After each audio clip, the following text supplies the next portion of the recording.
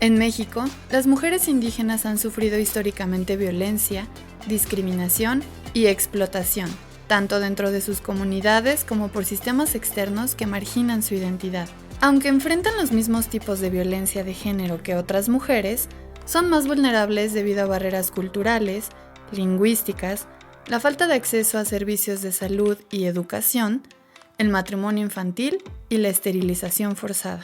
Según la encuesta nacional sobre la dinámica de las relaciones en los hogares, ENDIRE 2016, el 66.1% de todas las mujeres en México han experimentado algún tipo de violencia a lo largo de su vida.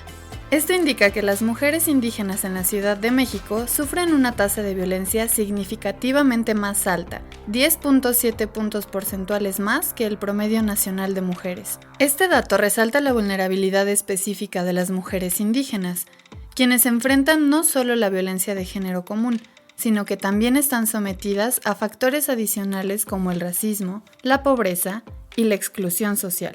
La Coordinadora Nacional de Mujeres Indígenas, CONAMI, señala que este fenómeno se produce en un contexto de múltiples estructuras de opresión que se entrelazan, lo que las convierte, en palabras de Lorena Cortés, en las más violentadas entre las violentadas.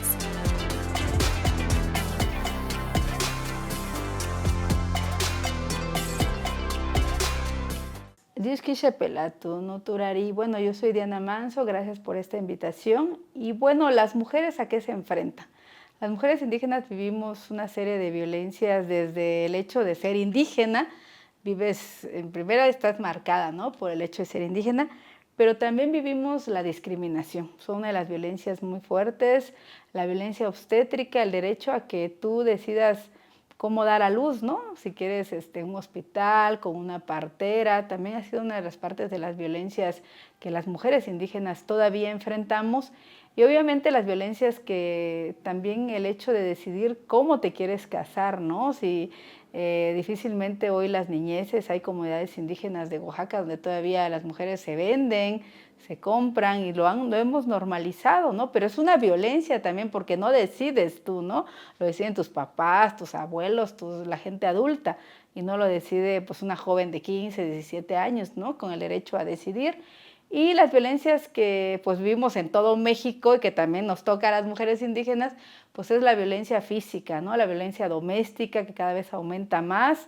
En Oaxaca, pues a pesar de que hay 40 municipios con alerta de violencia de género, siguen habiendo casi a diario feminicidios, ¿no?, y aumentaron más en pandemia, pero estas violencias pues continúan.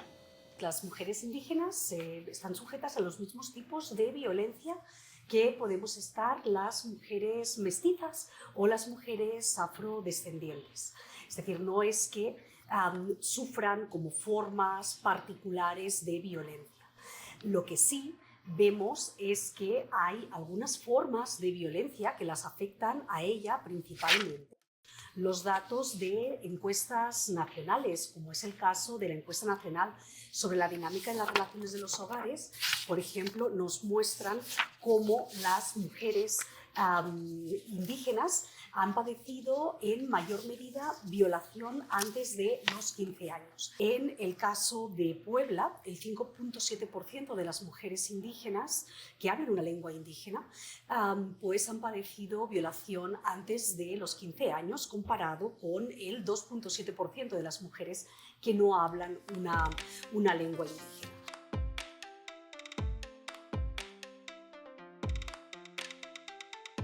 Juchitán, lugar donde las mujeres mandan. Esa era la portada de la revista Elle. Y a mí, lejos de alegrarme, me preocupé. La verdad me preocupé mucho porque dije, o sea, ¿qué estamos nosotros mostrando al exterior?, ¿no? Entonces, en ese momento también pensé que era importante hacer algo. Es que nadie más de los que nosotros vivimos en esas comunidades podemos decirlo, ¿sí? Las denuncias siempre se han hecho, los antropólogos lo han denunciado, los lingüistas, los sociólogos, todos lo han denunciado. Pero también yo siempre lo he dicho, no se vale juzgar, ¿no? No se vale encontrarnos cuál es el punto medular o qué nos está fallando como sociedad, por ejemplo, en este caso, juchiteca, ismeña, zapoteca, ¿no? Porque nosotros lo sabemos cuáles son nuestros puntos débiles como sociedad. No podemos decir si es cultura, es fiesta, porque el istmo así se conoce, cultura, fiesta, o los pueblos de los pueblos indígenas, ¿no? Que hay hermandad, que hay tradición, que hay cultura, pero no podemos dejar abajo que hay machismo, o sea, el machismo está fuerte, ¿no? Los feminicidios están fuertes, o sea, todo eso está fuerte. Entonces también es encontrar como el eje medular y decir, a ver, ¿qué hacemos? Está la poeta Irma Pineda, ¿no? Que ella estuvo dentro del Parlamento de la ONU y lo denunció. Por ejemplo, apenas antier asesinaron a un chico, un rapero, ¿no? ¿Y quién hizo esa denuncia? Natalia Toledo, la misma poeta que vive y conoce desde la comunidad qué está pasando, ¿no? Entonces, creo que quienes estamos ahí tenemos esa obligación, así como pasa con nuestra discriminación lingüística. ¿Quién más lo va a decir? No somos nosotros que lo estamos viviendo, ¿no? Como lo hace Yasnaya, ¿no? Aguilar desde su concepción, desde sus estudios, desde lo que hace, desde ese faz de la tierra, desde a pie que ella lo conoce. O sea, las comunidades indígenas tenemos esa capacidad de hacerlo y tampoco nosotros queremos ser distintivos. O sea, porque ¿quiénes somos nosotros para decir somos más que los otros? No.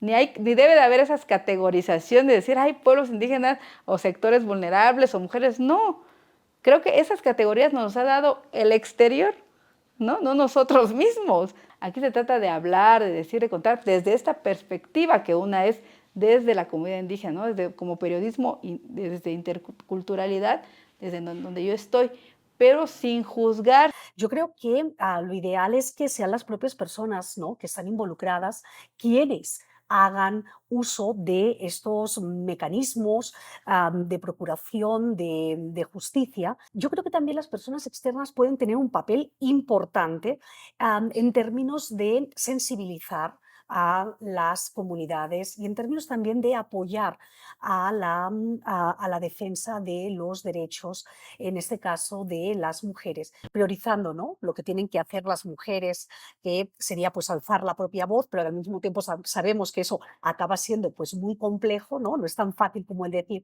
ay, mujer denuncia, no. Digo, y eso es muy complicado porque no todas las mujeres pues estamos en igualdad de condiciones, no todas tenemos los mismos recursos, recursos emocionales, recursos educativos, recursos económicos incluso que implican el hacer frente a la interposición, ¿no?, de una queja y una demanda. Claro, hay otro tipo de violencia cuales pues la oportunidad de poner una denuncia, poner una queja, pues es más limitado. Por ejemplo, pensemos en el caso de la violencia obstétrica, ¿no? La violencia obstétrica, pues es esta violencia que acabamos padeciendo las mujeres en el momento del parto. Y sabemos que un número importante de mujeres, pues en el momento del parto, dispositivo intrauterino para impedir que se queden embarazadas o directamente, en el caso de cesárea, pues les hacen una ligadura de trompas sin mediar el consentimiento. Muchas veces estas mujeres no saben ni siquiera que les han puesto un dispositivo o que las han operado. Entonces, como te puedes imaginar, el hecho de decir voy a poner una denuncia, pues es muy complejo.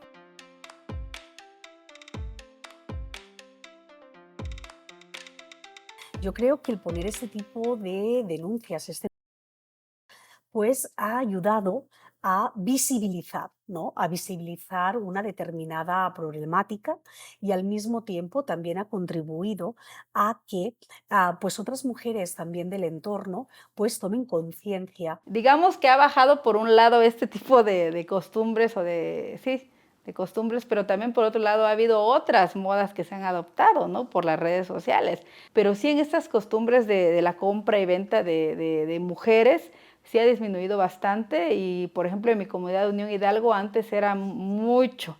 O sea, yo veía que muchas mujeres, el rapto le llamamos nosotros, el acto del rapto, pero hoy en día ha disminuido demasiado. O sea, ya la mujer prefiere, las chicas ya salen a estudiar, a trabajar, ya prefieren hacer otro tipo de actos y no casarse, ¿no?, a 18, 15 años. Entonces, creo que sí hemos hecho o estamos haciendo un buen trabajo.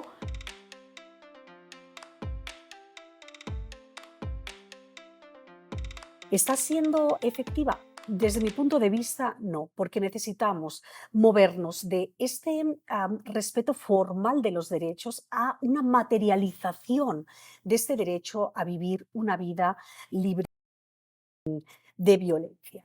¿Y por qué no está funcionando? Mira, no está funcionando por muchas cosas. La primera es porque no contamos con los recursos necesarios para implementar esta legislación, ¿vale? Porque vemos también que a nivel de las entidades federativas se destinan muy pocos recursos a garantizar el derecho a vivir una vida libre de violencia. Lo que implica es invertir en prevención, invertir en atención e invertir en la sanción. Y hace falta, obviamente, que las instancias de justicia pues sean más sensibles, ¿no? Los servidores públicos también. Por ejemplo, pasa mucho con las mujeres indígenas que no hablan el castellano. ¿Cómo van a decir qué les está pasando, no? Entonces tienen que haber también intérpretes en serio, pues, o sea, no nada más que estén así como en leyes, ¿no? Decir, bueno, ahí están. O por ejemplo, que yo les decía que en Oaxaca ya las mujeres tenemos el derecho a abortar hasta las 12 semanas, pero tú vas a una comunidad indígena y no lo puedes hacer. O sea, tienes que trasladarte a otra ciudad. ¿Qué implica eso? Recursos, tiempo, esfuerzo, y ya no lo haces. Entonces, todas esas violencias pues van quedando acumuladas, ¿no? Que si seguimos haciendo redes, o sea, hacer esto colaborativo, podemos lograr más, ¿no? Creo que el hecho de decir, a mí me pasa esto, puedes ayudarme tú acá, o canalizarlas, puede salvar más vidas que hacerlo sola, por ejemplo, ¿no?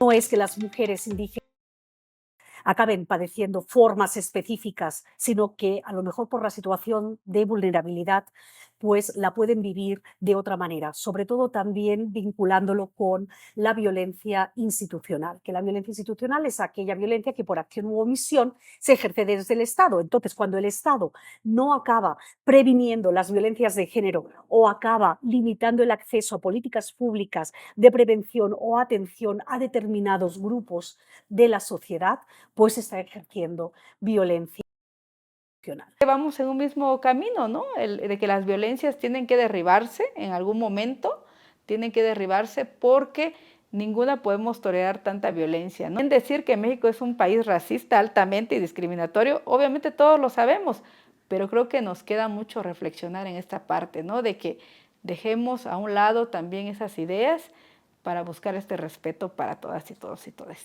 Gracias. Dios quise pelato.